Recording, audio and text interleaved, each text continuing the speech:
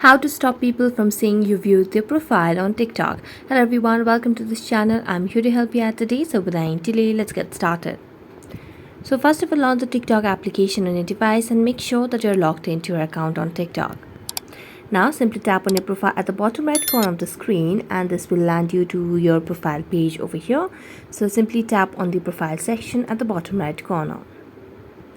Now tap on the hamburger icon at the top right corner of the screen and it will provide you the option of settings and privacy. So let's tap on it.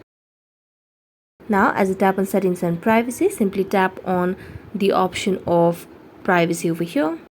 And then you can simply scroll down and here you can see the option of viewers over here. So let's tap on viewers and simply toggle off this option. So when you toggle off this option, you'll be able to stop people from seeing who you viewed your profile on TikTok. So that's it. Thank you so much for watching this video. See you next time.